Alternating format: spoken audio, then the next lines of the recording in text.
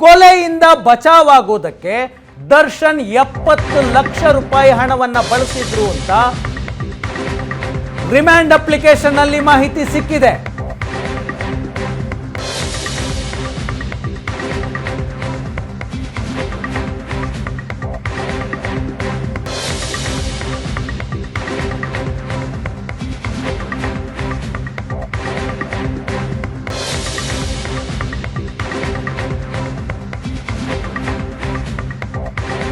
ಕೊಲೆಯಿಂದ ಬಚಾವಾಗೋದಕ್ಕೆ ದರ್ಶನ್ 70 ಲಕ್ಷ ಹಣವನ್ನ ಬಳಸಿದ್ದು ತನಿಖೆಯಲ್ಲಿ ಬಯಲಾಗಿದೆ. ಕೊಲೆ ಕೇಸ್ನಲ್ಲಿ ಸರೆಂಡರ್ ಆದವರಿಗೆ 30 ಲಕ್ಷ ರೂಪಾಯಿಯ ಆಮಿಷ, ಕೊಲೆ ಕೇಸ್ನ ಕಾನೂನು ಹೋರಾಟ ಮತ್ತು ಸಾಕ್ಷ್ಯ ನಾಶಕ್ಕೆ 40 ಲಕ್ಷ ರೂಪಾಯಿ. ಈ 40 ಲಕ್ಷ ರೂಪಾಯಿಯನ್ನ ದರ್ಶನ್ ಹೊಂದಿಸಿದ್ದು ಹೇಗೆ? 30 ಲಕ್ಷ ಕಾಮಾಕ್ಷಿಪಾಳ್ಯ ಪೊಲೀಸ್ ಸ್ಟೇಷನ್ಗೆ ಜೂನ್ 10ನೇ ತಾರೀಕು ಒಂದಷ್ಟು ಆರೋಪಿಗಳು ಸರೆಂಡರ್ ಆದ್ರು, 4 ಜನ. ಅವರಿಗೆ 30 ಲಕ್ಷ ಕೊಡ್ತೀನಿ ಅಂತ ಆಮಿಷವನ್ನ ಒಡ್ಡಲಾಗಿತ್ತು. ಆ ಹಣದ ಆಸೆಗೆ 4 ಜನ ನಾವೇ ಕೊಲೆ ಮಾಡಿದ್ದು ಅಂತ ಕಾಮಾಕ್ಷಿಪಾಳ್ಯ ಪೊಲೀಸರ ಮುಂದೆ ಶರಣಾಗಿದ್ರು.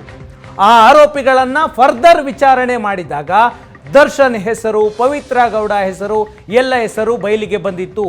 ಅದು 30 ಲಕ್ಷ. ಈಗ ಈ ಕೊಲೆ ಕೇಸನ್ನ ತಕ್ಷಣಕ್ಕೆ ಖರ್ಚಿಗಾಗಿ ದರ್ಶನ್ 40 ಲಕ್ಷ ಹಣ ಸಾಲ ಮಾಡಿದ್ರು ಅಂತ. ದರ್ಶನ್ ಕೋಟ್ಯಾಂತರ ರೂಪಾಯಿ ದುಡ್ಡು ತೆಗೆದುಕೊಳ್ತಾರೆ ಒಂದು ಸಿನಿಮಾಗೆ. 40 ಲಕ್ಷ ಸಾಲ ತೆಗೆದುಕೊಳ್ಬೇಕಾ ಅಂದ್ರೆ ತೆಗೆದುಕೊಂಡಿದ್ದಾರೆ. ಪೊಲೀಸ್ ರಿಮೈಂಡ್ ಅಪ್ಲಿಕೇಶನ್ ನಲ್ಲಿ ಈ ವಿವರ ಇದೆ. ಯಾರ ಹತ್ರನೂ ಸಡನ್ ಆಗಿ 40 ಲಕ್ಷ ಕ್ಯಾಶ್ ಇರೋದಿಲ್ಲ. ಕ್ಯಾಶ್ ಬೇಕು ಅಂತ ದರ್ಶನ್ ಸಾಲ ಮಾಡಿದ್ದಾರೆ. ಕೊಲೆ ಕೇಸ್ನಿಂದ ಪಾರಾಗೋದಕ್ಕೆ ಮತ್ತು ಸಾಕ್ಷ್ಯ ನಾಶಕ್ಕಾಗಿ ದರ್ಶನ್ 40 ಲಕ್ಷ ಸಾಲ ಮಾಡಿದ್ದಾರೆ.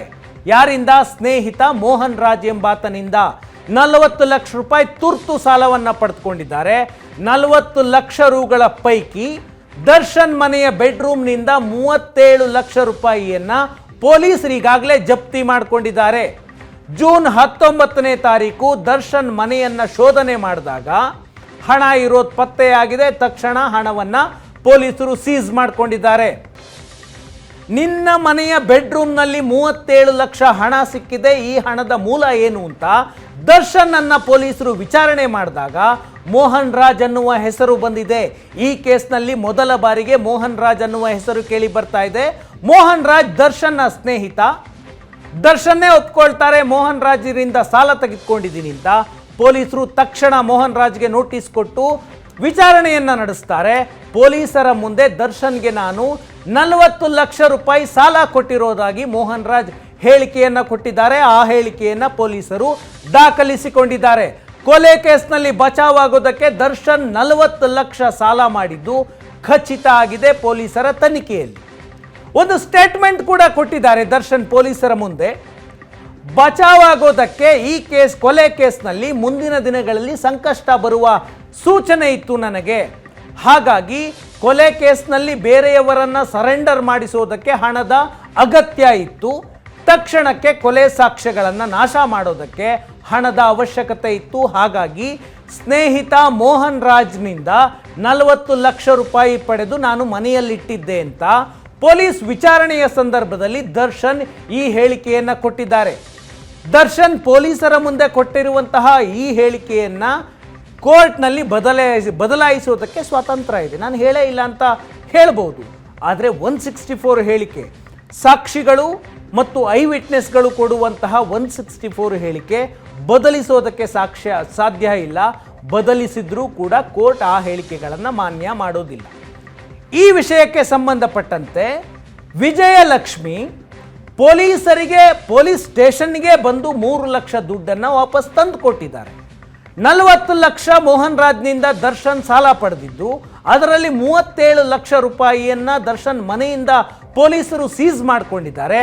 ಉಳಿದ 3 ಲಕ್ಷ ವಿಜಯಲಕ್ಷ್ಮಿ ತಮ್ಮ ಮನೆಯಿಂದ ಪೊಲೀಸ್ ಸ್ಟೇಷನ್ಗೆ ವಿಚಾರಣೆಗೆ ಬಂದಿದ್ರು 18ನೇ ತಾರೀಕು. ಆಗ ಅನ್ನಪೂರ್ಣೇಶ್ವರಿ ನಗರ ಪೊಲೀಸ್ ಸ್ಟೇಷನ್ಗೆ ಬಂದು ವಿಜಯಲಕ್ಷ್ಮಿ 3 ಲಕ್ಷ ಹಣ ವಾಪಸ್ ಕೊಟ್ಟಿದ್ದಾರೆ ಪೊಲೀಸರಿಗೆ. ಮೇಕಪ್ ಮಾನ್ ಮೂಲಕ ವಿಜಯಲಕ್ಷ್ಮಿಗೆ, ಈ ಇಡೀ ಘಟನೆ ನಡೆದ ನಂತರ ಮೇಕಪ್ ಮಾನ್ ಮೂಲಕ ವಿಜಯಲಕ್ಷ್ಮಿಗೆ 3 ಲಕ್ಷ ಹಣ, ಒಂದಷ್ಟು ದರ್ಶನ್ ಹಾಕಿದ್ದಂತಹ ಬೆಲೆ ಬಾಳುವಂತಹ ವಸ್ತುಗಳು, ಜೊತೆಗೆ ಅವರು ಹಾಕಿದ್ದಂತಹ ಶೂ ಅನ್ನ ವಿಜಯಲಕ್ಷ್ಮಿ ಮನೆಗೆ ಕಳಿಸಲಾಗಿತ್ತು. ವಿಜಯಲಕ್ಷ್ಮಿ ಅಪಾರ್ಟ್ಮೆಂಟ್ನ ಮುಂದೆಯೇ ಶೂ ಅನ್ನ ಪೊಲೀಸರು ಸೀಸ್ ಮಾಡ್ಕೊಂಡು ಬಂದಿದ್ರು. ದರ್ಶನ್ನ ಆ ಸ್ಥಳಕ್ಕೆ ಕರೆದುಕೊಂಡು ಹೋಗಿ ಮನೆಯಲ್ಲಿ ಅಪ್ರಾಪ್ತ ಮಗ ಇದ್ದಾನೆ, ಮನೆ ಒಳಗೆ ಬರೋದು ಬೇಡ ಅಂತ ವಿಜಯಲಕ್ಷ್ಮಿ ರಿಕ್ವೆಸ್ಟ್ ಮಾಡ್ತಾರೆ ಪೊಲೀಸರನ್ನ. ವಿಜಯಲಕ್ಷ್ಮಿ ಹೊಸಕೆರೆ ಹಳ್ಳಿಯಲ್ಲಿರುವಂತಹ ಅಪಾರ್ಟ್ಮೆಂಟ್ನ ಗೇಟ್ಗೆ ಬಂದು ಶೂಗಳನ್ನು ಕೊಟ್ಟು ಹೋಗಿದ್ರು. ಆನಂತರ ನೋಟಿಸ್ ಕೊಡಲಾಗಿತ್ತು. ಪೊಲೀಸ್ ಸ್ಟೇಷನ್ನಿಗೆ ಬಂದು ಯಾವ ವಸ್ತುಗಳನ್ನು ದರ್ಶನ್ ಮೇಕಪ್ ಮಾನ್ ಥ್ರೂ ಕಳಿಸಿದ್ರೋ ಆ ವಸ್ತುಗಳನ್ನು ಪೊಲೀಸರಿಗೆ ಒಪ್ಪಿಸಿದ್ದಾರೆ ವಿಜಯಲಕ್ಷ್ಮಿ. ಇದನ್ನು ಮೇಕಪ್ ಮಾನ್ ಹುಡುಗನ ಹತ್ರ ನನ್ನ ಮನೆಗೆ ಕಳಿಸಿಕೊಟ್ಟಿದ್ರು ಅಂತ ವಿಜಯಲಕ್ಷ್ಮಿ ಪೊಲೀಸರ ಮುಂದೆ ಹೇಳಿಕೆಯನ್ನು ಕೊಟ್ಟಿದ್ದಾರೆ.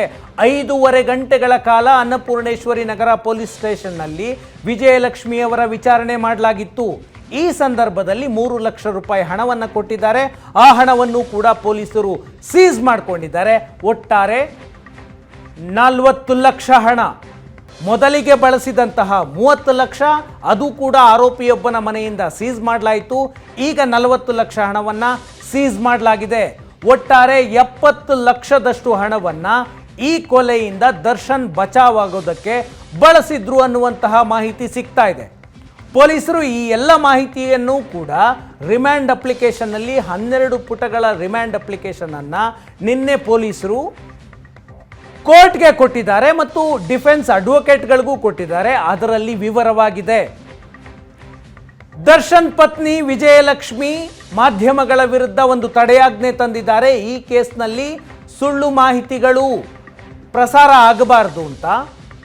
ಹಾಗಾಗಿ ಕೋರ್ಟ್ಗೆ ಸಲ್ಲಿಸಿರುವಂತಹ ದಾಖಲೆಗಳು, ಅವ್ರು ಹೇಳ್ತಾರೆ ಅಧಿಕೃತ ಮಾಹಿತಿಯನ್ನಷ್ಟೇ ಪ್ರಸಾರ ಮಾಡಬೇಕು ದರ್ಶನ್ ವಿರುದ್ಧ ಅಂತ. ಅಧಿಕೃತವಾದಂತಹ ಮಾಹಿತಿಯೇ ಕೋರ್ಟ್ನಲ್ಲಿ ಸಲ್ಲಿಕೆ ಮಾಡಿದಂತಹ ರಿಮ್ಯಾಂಡ್ ಕಾಪಿಯಲ್ಲಿರುವಂತಹ ಅಂಶ. 12 ಪುಟಗಳ ವಿವರ ಇದೆ. 12 ಪುಟಗಳಲ್ಲೂ ಕೂಡ ಆರೋಪಿಗಳ ಪಾತ್ರ ಏನು, ವಿಜಯಲಕ್ಷ್ಮಿಯವರು ವಾಪಸ್ ತಂದು ದುಡ್ಡು ಕೊಟ್ಟು ಹೋಗಿದ್ದು ಎಲ್ಲವನ್ನೂ ಕೂಡ ವಿವರವಾಗಿ ಮೆನ್ಷನ್ ಮಾಡಿದ್ದಾರೆ. ಅದರ ಆಧಾರದ ಮೇಲೆ ಪೊಲೀಸರು ಇನ್ವೆಸ್ಟಿಗೇಷನ್ ಅನ್ನು ಮುಂದುವರಿಸ್ತಾ ಇದ್ದಾರೆ. ದರ್ಶನ್, ಪ್ರದೋಷ್, ವಿನಯ್ ಮತ್ತು ಇನ್ನೊಬ್ಬ ಆರೋಪಿ ಧನ್ರಾಜ್, ಈ 4 ಪೊಲೀಸರು ವಿಚಾರಣೆಯನ್ನ ಮಾಡ್ತಾ ಇದ್ದಾರೆ. ಉಳಿದ 13 ಆರೋಪಿಗಳು ಈಗಾಗಲೇ ಜುಡಿಷಿಯಲ್ ಕಸ್ಟಡಿಯಲ್ಲಿದ್ದಾರೆ. ಈ 4 ಜನರನ್ನು ನಾಳೆ ಸಂಜೆಯ ಒಳಗೆ ಪೊಲೀಸರು ನ್ಯಾಯಾಧೀಶರ ಮುಂದೆ ಹಾಜರುಪಡಿಸಬೇಕು. ಅದಾದ ನಂತರ ಅವರನ್ನೂ ಜೈಲಿಗೆ ಕಳಿಸಲಾಗುತ್ತೆ. ಮತ್ತೆ ಪೊಲೀಸರು ವಶಕ್ಕೆ ತೆಗೆದುಕೊಳ್ಳುವ ಸಾಧ್ಯತೆ ತುಂಬ ಕಡಿಮೆ ಇದೆ. ಯಾಕಂದರೆ 12 ದಿನ ವಿಚಾರಣೆ ಮಾಡಿದಂತಾಗುತ್ತೆ. ಕಾನೂನು ಪ್ರಕಾರ ಯಾವುದೇ ಕ್ರಿಮಿನಲ್ ಕೇಸ್ನಲ್ಲಿ ಒಬ್ಬ ಆರೋಪಿಯನ್ನು 14 ದಿನ ಮಾತ್ರ ವಿಚಾರಣೆ ಮಾಡೋದಕ್ಕೆ ಅವಕಾಶ ಇರುತ್ತೆ. ಅದು ನ್ಯಾಯಾಧೀಶರು ಎಷ್ಟು ದಿನ ಪರ್ಮಿಷನ್ ಕೊಡ್ತಾರೆ ಅನ್ನುವುದರ ಆಧಾರದ ಮೇಲೆ ಮ್ಯಾಕ್ಸಿಮಮ್ 14 ದಿನ ಕೊಡ್ಬೋದು. ನ್ಯಾಯಾಧೀಶರು ಎಷ್ಟು ದಿನ ಫಿಕ್ಸ್ ಮಾಡ್ತಾರೋ ಅಷ್ಟು ದಿನ. ಈಗ 12 ದಿನ ವಿಚಾರಣೆಯನ್ನು ಎದುರಿಸಿದ್ದಾರೆ. ಮತ್ತೆ ಪೊಲೀಸ್ ವಿಚಾರಣೆಗೆ ಕೊಡುವಂತಹ ಸಾಧ್ಯತೆ ತೀರಾ ಕಡಿಮೆ ಇದೆ. ನಾಳೆ ರಾತ್ರಿ ದರ್ಶನ್ ಮತ್ತು ಇತರೆ 3 ಸಹಚರರು ಪರಪ್ಪನ ಅಗ್ರಹಾರ ಸೇರಲಿದ್ದಾರೆ. 13 ವರ್ಷಗಳ ನಂತರ ದರ್ಶನ್ ಮತ್ತೆ ಪರಪ್ಪನ ಅಗ್ರಹಾರಕ್ಕೆ ಹೋಗ್ತಾರೆ. 2011ರಲ್ಲಿ ದರ್ಶನ್ ಪತ್ನಿ ವಿಜಯಲಕ್ಷ್ಮಿ ಮೇಲೆ ಕೊಲೆ ಯತ್ನ ಮಾಡಿದ ಪ್ರಕರಣದಲ್ಲಿ 28 ದಿನ ಜೈಲುವಾಸವನ್ನು ಅನುಭವಿಸಿದ್ರು. ಈಗ 13 ವರ್ಷಗಳ ನಂತರ ನಾಳೆ ರಾತ್ರಿ ಮತ್ತೆ ದರ್ಶನ್ ಜೈಲಿನಲ್ಲಿ ಕಳೆಬೇಕಾಗತ್ತೆ. ಒಂದು